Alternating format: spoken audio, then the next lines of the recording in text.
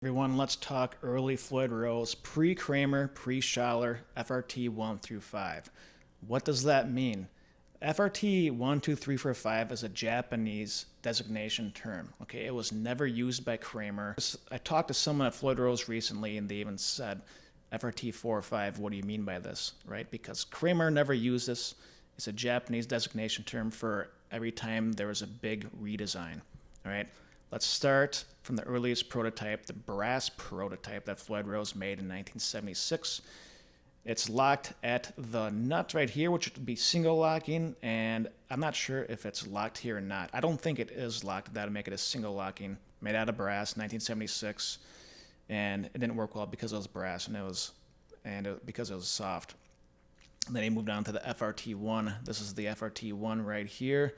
As you can see, look at the different saddle designs. See how it's open saddle. People get confused for the FRT-3 prototypes all the time. So this was made there in about 1978, 79. Eddie Van Halen most famously used it, the FRT-1, this one on his Bumblebee guitar. And people get the FRT-1 confused with the FRT-3 all the time. So look at the difference. Look at the saddles. That's one way to tell. The FRT-1 was in production for 6 months in Fernandez, Japan, about 1980, late 81, 1982. And people don't know that, but it is true. It was in production for about 6 months. Very rare, even the production models. The FRT-2 was like the string-through model, the FRT-1, made side by side earlier on. And back then, licensing agreements didn't really exist, right?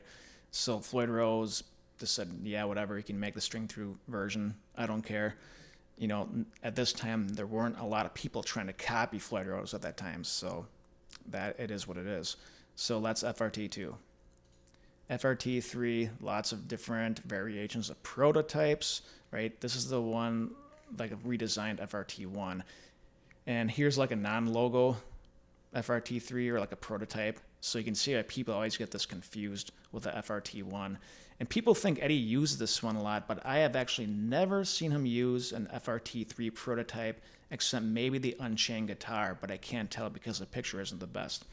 So this is like mid-1982 it was designed. Fernandez made their version for about 3 years, and the production versions had the Floyd Rose logo on them, right? And then also Kramer had their own FRT-3 version. It's a little different. But again, this is all discussed on Vintage Floyd Rose, and I'm going to go into more depth on all these things, okay? The FRT-4 prototype, this is the first fine tuners, right? It goes straight up and down to vertical. Eddie Van Halen played one of these prototypes on his Frankenstrat in the summer of 1982. It's a gold one, all right? So I'm not sure how many of those exist. KK Downing had one right here. You know, here's Eddie with it, and here it is right here with a prototype. And then it was produced only in Japan. You cannot find these in the United States, the production versions, the FRT-4, but the saddle design's a little different. It was only made for 4 months. So that's the FRT-4, right? See how they're going in order of major designs.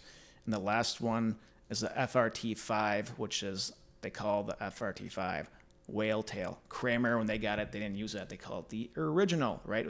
And this is what they still do today. There's a lot of early variants in the FRT-5, and I talk about this on the website, and I'm going to make a totally separate video on this, again, just like what I'm doing here and going through all this. But there's 4 different versions that are called the FRT-5 and whale tail. When people ask me, do you get the whale tail? They usually mean the USA version that Eddie had on his 5150, but there are actually multiple versions.